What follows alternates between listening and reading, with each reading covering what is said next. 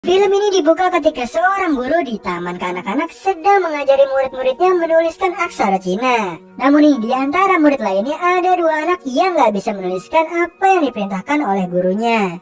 Dan malah menggambarkan seekor naga nih. Dua anak itu bernama Din dan Lina. Setelah itu nih, Din dan Lina pulang bareng nih, karena kebetulan orang tua mereka selalu sibuk dan gak sempet buat ngejemput. Sejak saat itu mereka jadi lebih dekat nih dan sering menghabiskan waktu bersama. Mereka berdua ini happy banget nih. Bahkan nih mereka sempat mengucapkan janji satu sama lain untuk menjadi sahabat selamanya.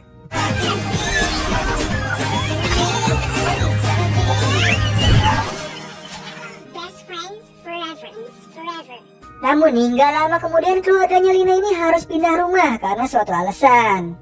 Singkat cerita, beberapa tahun kemudian Din telah menjadi remaja nih, dan kini dia menghabiskan waktu untuk bekerja sampingan sebagai kurir sebuah restoran. Di tengah perjalanan saat sedang bekerja, Din bertemu dengan teman sekelasnya dan ia meminta bantuan untuk mengerjakan tugas karena Din ada urusan mendadak nih. Nah, Din langsung cus buat ngantar pesanan terakhir di sebuah rumah. Tapi kali ini ada yang aneh nih, karena alamat rumah si pemesan berada di sebuah perumahan yang udah dihancurkan. Di sana ia bertemu dengan seorang kakek tua yang mengaku sebagai dewa. Nah, si Din ini nggak percaya dong karena kakek ini nggak terlihat dewa sama sekali. Namun pas mau pergi, kakek tersebut bukan memberikan uang tunai, tapi melainkan sebuah teko teh berwarna hijau. Take the will of the gods! Kind of. Setelah itu Din buru-buru nih pergi karena hari ini ia akan menghadiri ulang tahun seseorang. Sampai di rumah teman sekelasnya, Din gak sengaja nih bilang ke semua orang kalau ternyata Din ini selalu bolos sekolah. Ibunya yang mendengar itu pun langsung marah besar dan memukuli Din dengan buku PR-nya. Walaupun Din sudah berusaha menjelaskan kalau ia kerja sampingan, tapi ibunya ini masih marah terus. Malam harinya saat ibunya sedang tidur, Din diam-diam nih keluar rumah untuk latihan ucapin selamat ulang tahun ke sahabat lamanya, yaitu Lina. Happy birthday, Lina! It's your best friend, Din! Nah, di sini diceritakan nih, Lina kini sudah jadi terkenal. Bahkan nih fotonya dipajang di sebuah papan iklan nih. Di sini nih tiba-tiba setelan jas yang dipakai Din sobek semua, dan bahkan nih sampai nggak sengaja masuk ke kipas angin AC. Din pun jadi sedih nih, dan dia curhat kalau hidupnya kini terasa lebih susah, dan ia berharap bisa menepati janjinya sebagai sahabat sejati Lina. Namun nih di sini tiba-tiba teko teh dari sang kakek bergetar dan mengeluarkan seekor naga pengambil permintaan bernama Long Zhu.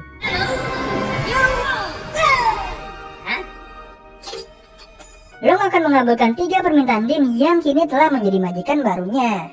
Ternyata Din adalah majikan barunya yang ke-10.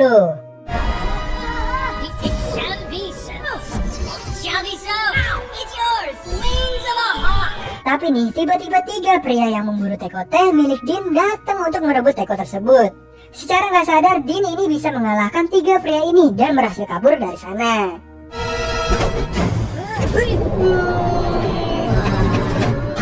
Keesokan paginya Din bangun nih untuk sarapan dan kemudian ibunya pamitan sebelum pergi bekerja.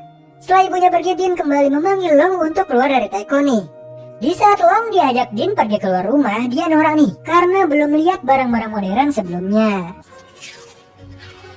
Magnificent! Kemudian mereka naik taksi untuk pergi ke suatu tempat. Tapi di tengah perjalanan mereka kejebak macet nih sampai berjam-jam. Setelah berhasil dirayu oleh Din, akhirnya Long mau mengajaknya terbang dan sampailah di sebuah rumah mewah yang ternyata milik Lina. Di sana Din membuat permintaan kepada Long bahwa ia ingin menghadiri pesta ulang tahun Lina. Tapi nih di sini Long malah memberi Din pakaian baju adat Cina yang biasa disebut dengan Cheongsam. Setelah dijelaskan, akhirnya Long mengerti nih dan segera menyulap Din menjadi pria tajir yang punya mobil mewah dan asisten.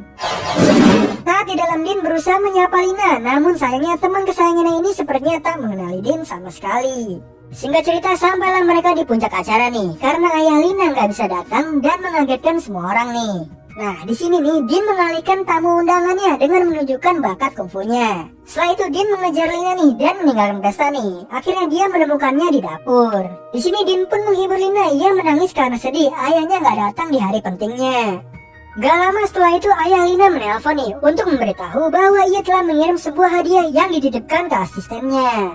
Nah di sini nih terus Din memperkenalkan diri kepada ayahnya, tapi di sini kita belum tahu nih kenapa dia berbohong bahwa namanya adalah Dan. Karena si Din kelihatan kaya nih, ayahnya Lina pun berencana mengajak Din untuk makan siang bersama. Saat perjalanan pulang, Din menceritakan semuanya yang terjadi kepada Long. Kemudian Long memarahinya karena Din telah berbohong kepada Lina tentang jati dirinya. Karena jika Lina tahu nih yang sebenarnya, dia akan sangat kecewa pada Din. Maka dari itu di sini Long meminta Din untuk meminta permintaan terakhir menjadi orang kaya saja. Tapi di sini Din keberatan untuk dijadikan orang kaya. Di sisi lain, ayah Lina mendapat telepon dari sebuah perusahaan penagih hutang. Mereka mengancam nih akan menyita jika tidak segera dilunasi. Nah, di sini kita diperlihatkan nih bahwa 3 pria yang mengejar Din untuk merebut teko-tehnya dulu ternyata adalah anak buah ayahnya Lina loh. Singkat cerita, keesokan harinya Din menghadiri acara makan siang bersama Lina. Tapi nih pas mau makan, 3 pria dari anak buah ayah Lina datang dan mengejar mereka berdua. Din dan Lina pun segera melarikan diri dan menyamar menjadi boneka naga. Tapi di sini ternyata 3 pria itu ikut menyamar dan mereka berkelahi nih, dan disaksikan banyak orang layaknya pertunjukan. You just made your last wish. We wouldn't.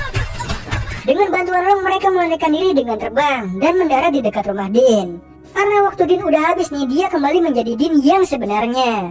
Di sini Din kemudian menjelaskan kepada Lina tentang apa yang terjadi dan mengapa ia melakukan itu. Untung aja nih di sini Lina gak marah dan dia malah senang karena bisa bernostalgia di lingkungan rumah lamanya. Setelah itu Lina mengunjungi rumah Din dan bertemu dengan ibu Din. Sebut aja namanya Bu Song. Lina disambut di sana nih bahkan oleh tetangga-tetangga lamanya yang mengingatkan Lina dengan kenangan lamanya. Di sana ia menghabiskan waktu bersama mereka dari mulai memasak hingga menonton TV bersama.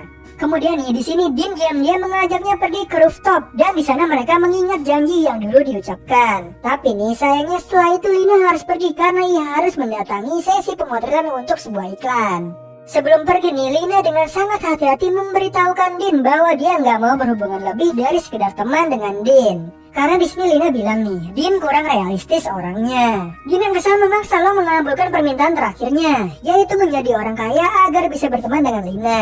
Sementara itu kantor ayah Lina kini udah disita nih karena ia tak kunjung melunasi hutangnya. Di sini kemudian Lina datang dan menceritakan bahwa dia bertemu dengan temannya yaitu Din yang mengajaknya ke rumah lama.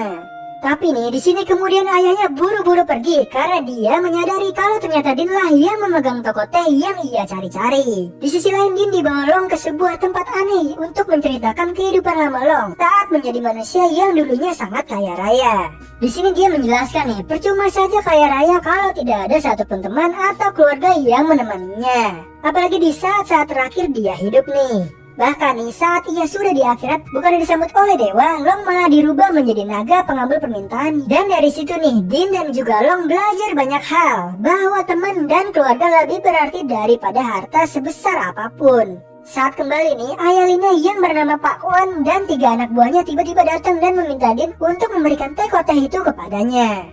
Namun di sini nih, pas merebut teko teh itu, salah satu anak buah Pak Wan yang bernama Pockets berkhianat, lalu mengambil teko itu dari Din. Dan kini Long telah mempunyai majikan barunya yaitu Pockets. Kemudian Lina datang nih dan ia panik karena melihat ayahnya yang terluka karena terjatuh dari atas bangunan. Sementara itu Din langsung mengejar Pocket nih untuk kembali mendapatkan teko tehnya.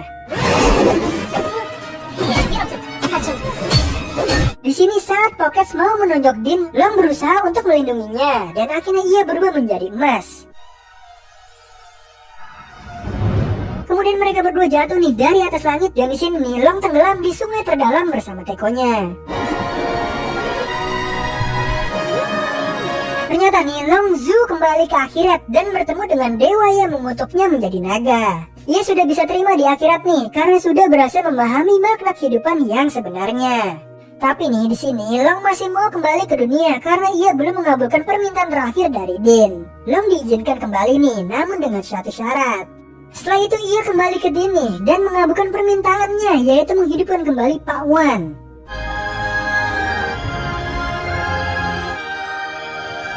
Singkat cerita, malam harinya saat Din pulang ke rumah, Pak Wan serta Lin mengikutinya ke rumah untuk meminta maaf serta berterima kasih karena pertolongan dari Din. Dan kini Lina mau menerima Din sebagai sahabatnya lagi. Lalu nih mereka makan malam bersama. Di akhir film, Bu Song kini punya restoran sop dumpling sendiri nih. Dan saat Din hendak mengambil cangkir teh, ia nggak sengaja melihat teko mirip Long nih. Din pun langsung memanggil Long dan bertanya nih, bukankah harusnya Long udah kembali ke akhirat?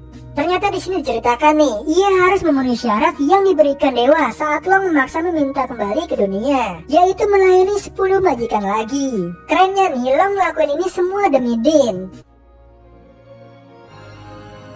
Thank you, Long. Thank you. Dan akhirnya setelah itu nih, ia membuang teh kolong ke orang yang lewat. Nah Sniper, itu tadi cerita dari film yang berjudul Wish Dragon. Gimana Sniper, seru kan filmnya? Nah di sini nih pesan moral yang kita dapat adalah sebesar apapun harta yang kita punya, pasti lebih berharga keluarga dan sahabat yang akan menemani kita sepanjang hidup kita nih. Jadi nih, harta itu tidak menjamin kebahagiaan seseorang ya.